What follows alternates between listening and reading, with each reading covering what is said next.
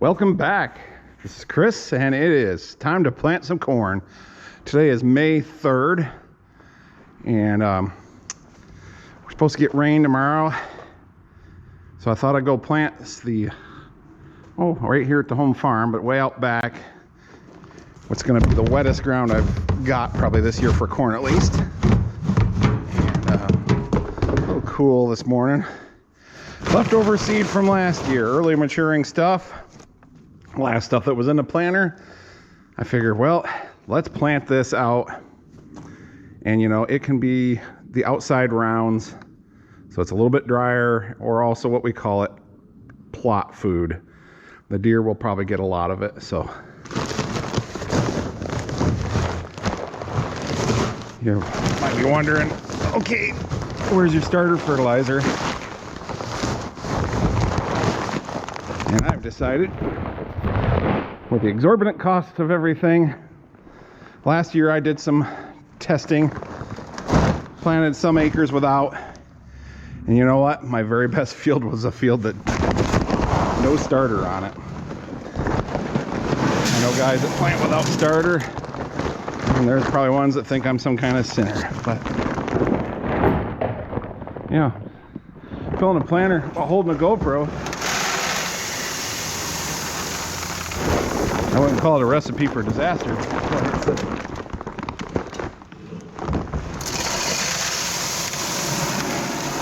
Recipe for a mess. So you get the idea. We'll come back. Well, I had the planter in the shop greased up, checked out, replaced some bearings and row cleaners and closing wheels and a few other odds and ends. She should be good to go. I'm not sure how well it'll show up on video, but the color difference between that plow with South Bend Red number 2, and this was built in Coldwater, Ohio, and standing here I can definitely see the planter's a little bit brighter red than the plow is. I kind of would have guessed they were the exact same color. Go figure. I would still say it's a darker red than the old white red like the combines and the plows early on. Yeah, I would say from the wearing there, it did have a tail wheel at one time. It was in the local subway and got recognized. Talking to a fella that knew the farmer that consigned this, that we sold it to, and he was going to check. He didn't think it had a tail wheel on, or a land wheel on it when he got it, but he's going to look around. I was going to get a hold of him. I'd be willing to buy that from him. And I would say from the amount of, you know, the paint's basically gone where it would be down in there. So I would say it had one. Could be one of those things. I've done it where, you know, it's not plowing season and a wagon has a flat or something, so you pop the land wheel off from a plow to get your wagon with a flat out of the field, off the road, whatever, and then next thing you know, you forgot to put it back on there. But yeah, that's something for another time. Let's go plant some corn. Got to put some fuel in. That looks fairly straight, doesn't it? Well, let's see which marker is going to go down. The correct one. And we're not too bad on air pressure. Probably can't see that from there.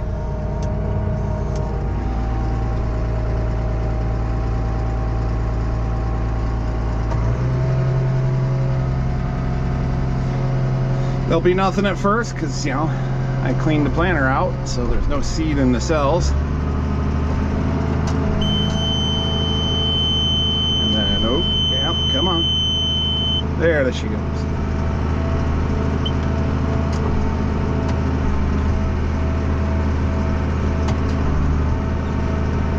Those numbers are actually from last year. 30.4. Probably watch where I'm going so I can keep a nice straight, I guess you call it a headland. This part of the field I work north and south. This part over here east and west. It kind of breaks it up so that as far as logistics at harvest, I'm not like having a combine. It's about a half mile one way. With the old combine, good yields, I could just get to the other end. Whereas if I go this way, I can make around, and it would be good yields. Even then it was hard. Now with the 97, 95, I can make around going this way just fine. So I parked the wagons here. This used to be a hedgerow, row of trees, for those that might not know what a hedgerow was. We took that out back in the 80s. And generally, back then, what you did was, there was a lot of rocks and fence and trees. So you come in, you cut all the trees up for firewood, get what you can out of that, and then so farther straight. Going kind of slow here, but yeah, get the firewood out, and then there's just so much stones, fence posts, stuff like that. We'd dig a trench. Well, we'd hire it done, but have a trench dug, take a dozer, push the top stuff where the hedgerow was, you know, the tree stumps, the root ball, or the fence posts, all that stuff down in the trench, and then cover it up with the dirt that dug out of the trench. Of course, generally, you know, it's kind of hard to save the topsoil on part of it because you're pushing that under, so you get a spot that just ain't going to grow as good as the rest. But it makes it so you'll never see it again if the right guy's doing it. So anyways, since stuff doesn't grow nearly as well where the hedgerow was, I still plant it. It's gotten better over the years as organic matter builds up, and you know, get the fertilizer levels build up in it and everything. But that's where I park the wagons during harvest. Figure if it gets compacted, well, that's not as much of a yield loss. We're staying right in there at 30,000, which is what I want.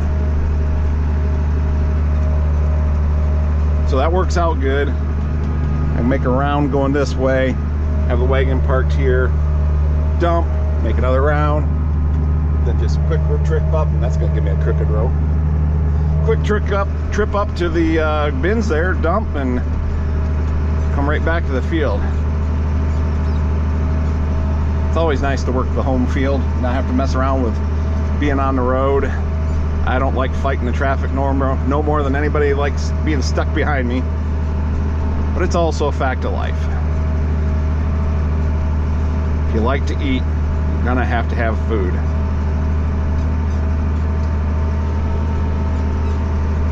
How fast am I going? 3.2. Yeah, I'm taking her slow.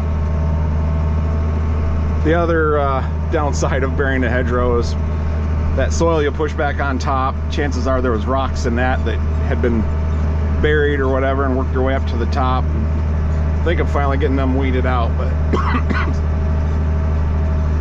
that spot can, that strip can be a little extra rocky because of that.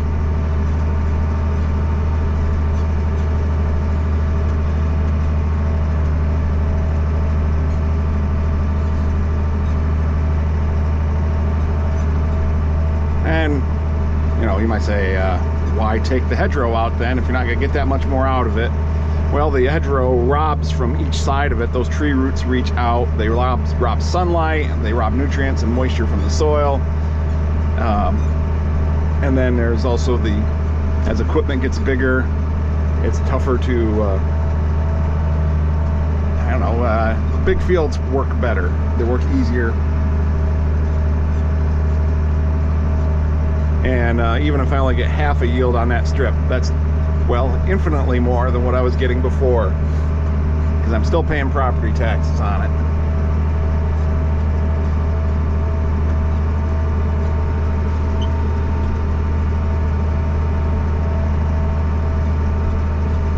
I probably ought to get out and see how the planter's doing.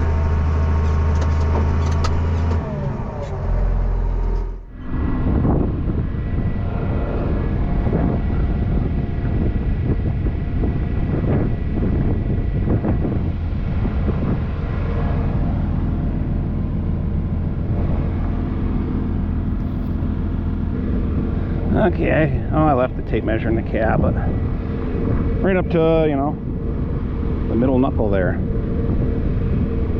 Really shouldn't be in too much I didn't put new blades on it. They were new just last year, so they're in good shape. So everything should be the same there. See seed in the ground. It's closing the trench. I think we're good. Excuse me. Yeah, I think I'm even somewhat straight on my rows and in other ways.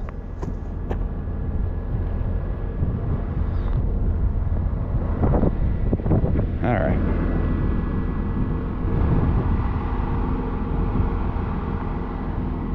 Let's get some more corn planted. Oh, the memories. The very first time I planted corn, I believe I was 16, which makes it close to 40 years ago. It was right here. I remember going up and down this hill. Dad started me about as far away from the road as you could get. It was with a white 2105 and a 6-row 5100 planter. So some things have changed, some things haven't. The tractor's newer, the planter's newer. They're both whites. I'm still Chris. I just creak and groan a little more than I used to.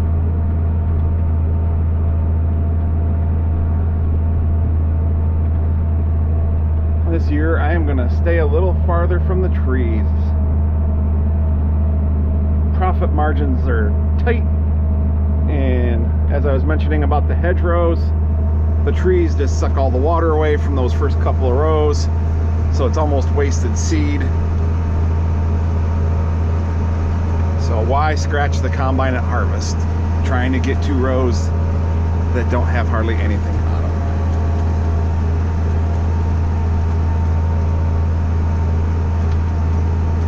Went around the edge with the disc, just kind of, I've gone around with a skid steer to, oh, you know, push back brush and stuff. So disc will chop up any little twigs and smooth out any tracks from the skid steer. In case you haven't figured out, this is no-till. It'll get sprayed, the weeds will die.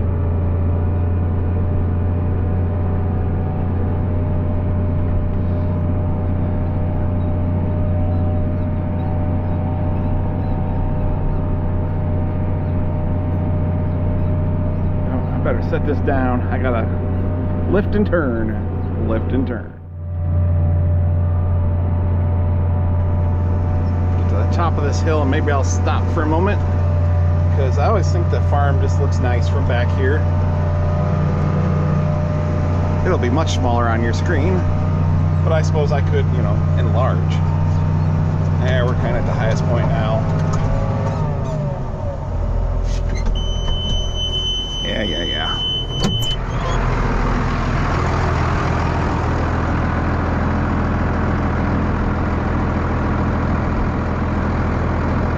There it is, way up there, half mile away.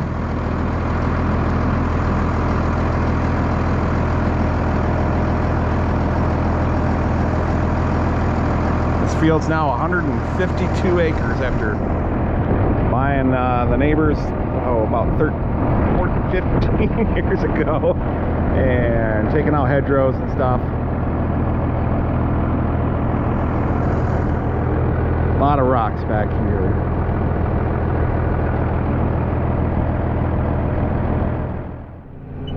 Okay, I have my headlands established, not for the entire field, just this part back here, and I've already planted 5.2 acres.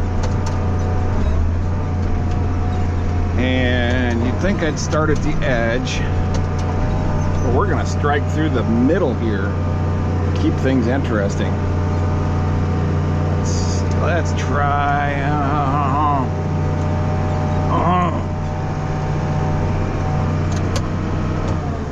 I don't know if you can see, but the tracks from the guys that spread fertilizer are out there. And I think I'm gonna choose this set, or maybe that set, because that one is over there, is easier to see. Yeah, I can see that one good enough. But they have auto steer, and they started at the front of the field, which is the way I would like things to line up. So So, you know, should be good and square with the front. That also kind of puts the field at an angle towards the farm. So once again, you know, logistically, I'm moving grain closer to the bins instead of away from the bins. And it looks good from the road. So I think we'll pick here. And we'll work that way to finish up those point rows, and then we can come back over here and start working towards the road. We ain't getting there today. Oh look, even the right marker went down.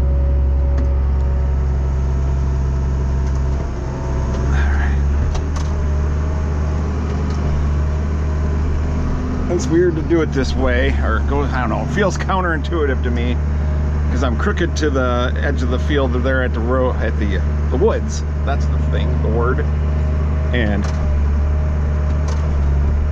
But if I follow them, boy, it doesn't line up with anything up front, and there's more stuff to line up with up there than there is back here. So this just works good, or it should.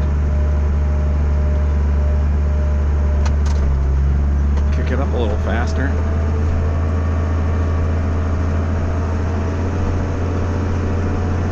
We'll go to 9th gear.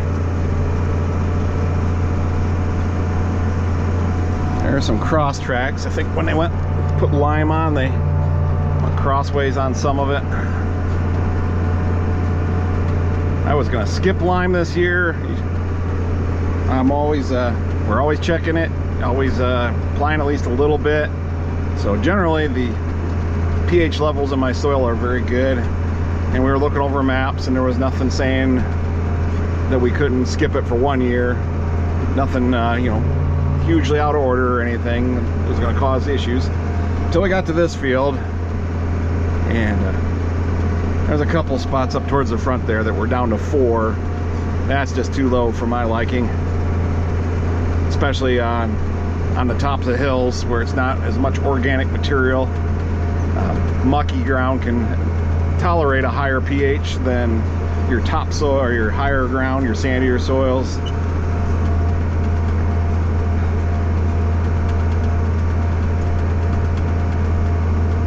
So went ahead and spent the money, because if the pH isn't right, then nothing else is going to work.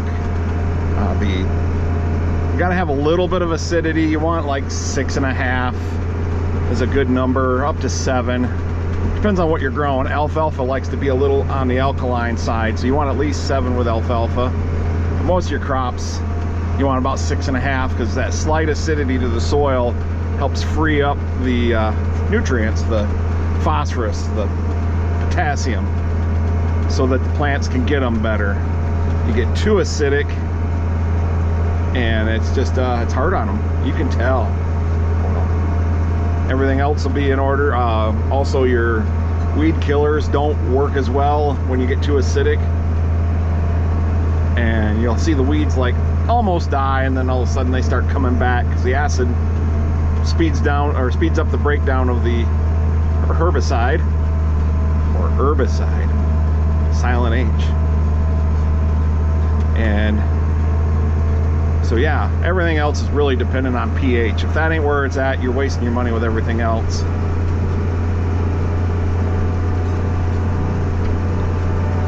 I can really see the tracks here. I don't know if you can, but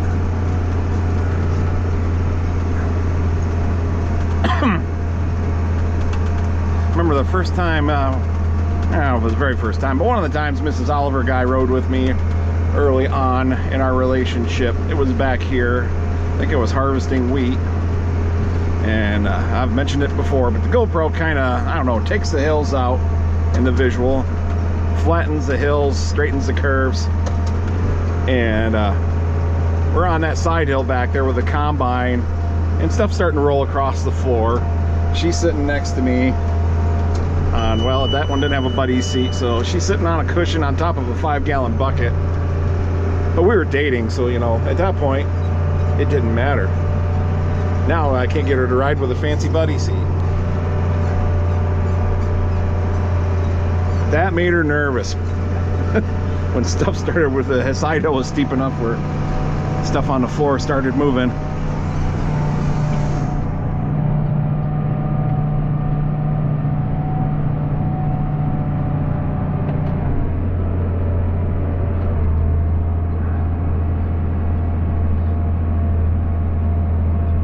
I think it was also a little more parallel to the woods, which makes it worse. Coming at an angle like this makes it a little more where you're going up and down the hills instead of on the side of the hills. Side hills they slow you down, at least with the combine. When it's shaking all that grain out to get the chaff and everything out, everything slides to one side of the combine because of gravity, and you lose capacity. You can't put as much through because since it's all on one side, there's not enough cleaning area to keep the grain where, or you know, get that amount of grain, and so it starts going over the back onto the ground. So then you have to slow down. They have side hill combines. We don't have enough side hills to justify that. There's just a few around here, and so you just slow down. And those guys, I mean, they got the whole combine will tilt to level out going along the hill, so they don't lose capacity. And it probably keeps them from tipping over too, or helps, I would assume. Looks like I got pretty straight. I can probably, you know, mess that up by the time I get to the front of the field.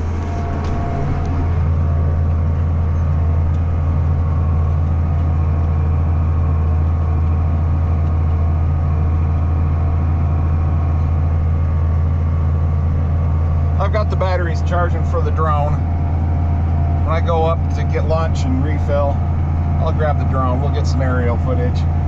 It's not too windy today for a change.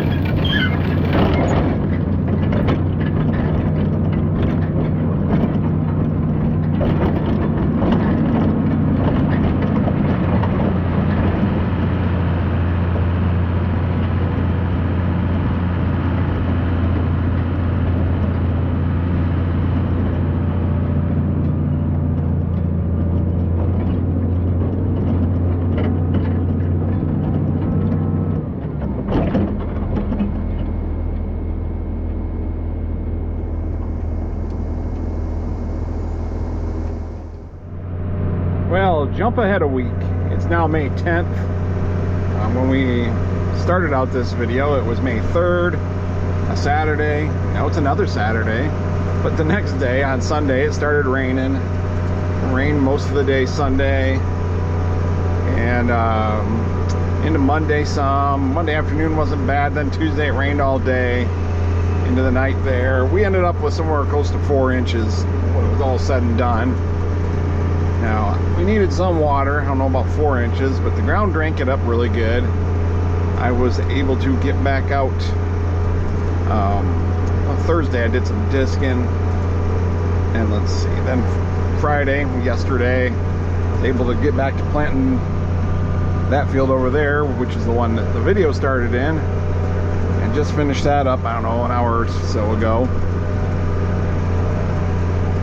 Now the sun's going down.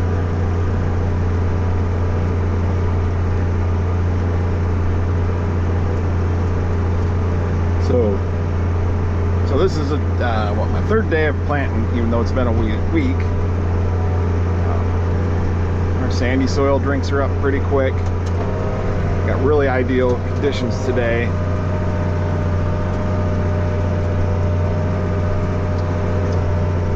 A little wet yesterday, but not too bad.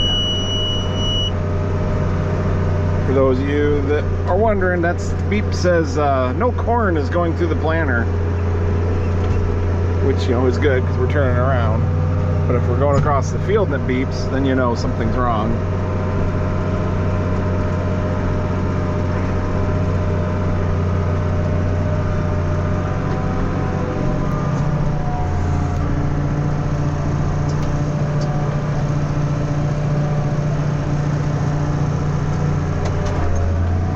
Leaves are coming out on the oak trees. There's an old saying, I think you're supposed to plant corn when oak leaves are the size of I've heard squirrel's paw and a squirrel's ear.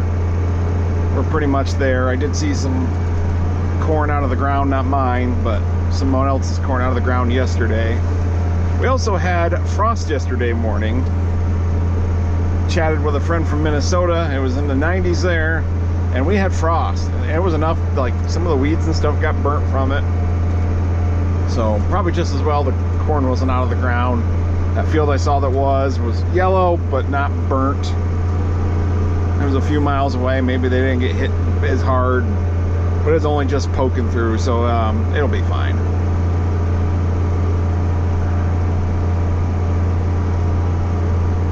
Today we cracked 80, so you know, they say about weather in Michigan and probably a lot of areas, if you don't like it, just stick around a few minutes. Yeah, the cherry trees have their leaves, the oaks are getting them, the hickories are just starting to bud out, and so are the walnuts. The underbrush is filled out pretty good. So it's getting pretty green pretty fast.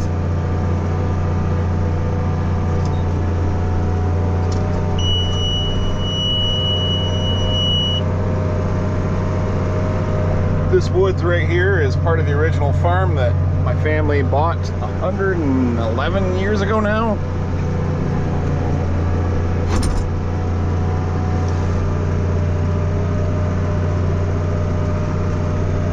Another area farmer and I were talking about how every farm seems to have a wood lot. I mean, it's Michigan. If you don't mow the lawn and work the ground, it'll all turn back into woodland.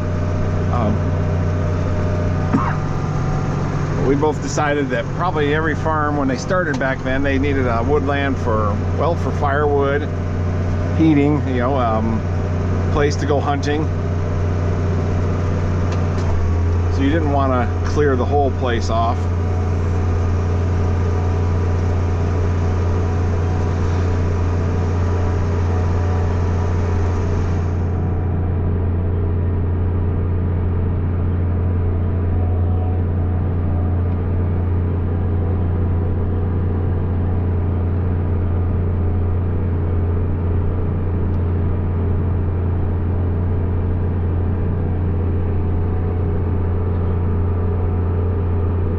I think I finally got, I would have the power shift filter bypass light come on at times. It would flicker, and it'd only be once it was warmed up, which is kind of backwards. When it's cold and the oil's thicker is when it should make the filter light bypass come on. And there's actually temperature sensors on there to override the bypass light when it's cold out because of that, so that people don't call in saying, why is my light lighting up when it's really cold out. And I think one of those, since I'd replaced the bypass filter light, I changed the filter, it didn't seem to change anything. Oil looks good. Changed the bypass filter bypass sensor, that didn't seem to change anything. Check wires and stuff, nothing seemed to be bad. Finally decided I'd just replace those temperature sensors, and I'd replaced one. That didn't fix it. There were two others. I just went ahead and did both of those, and apparently one of them was it, because it's not lighting up anymore. They must have been grounding out somehow internally when they got to a certain temperature, and that would make the light turn on. Which is good, because I didn't like the idea of my transmission making a bunch of junk that was plugging a filter up or something.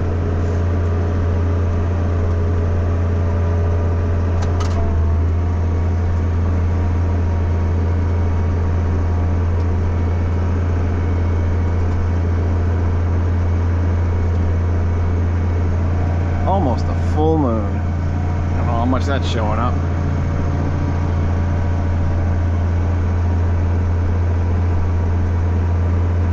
I'm probably gonna wrap it up here pretty quick. I still have to edit a video for tomorrow. I don't know if it'll be this one, probably a different one. Save this for another day. This one's gonna be a little bit longer, a little more edit work, and it's getting late as it is already, and it takes a while to do them.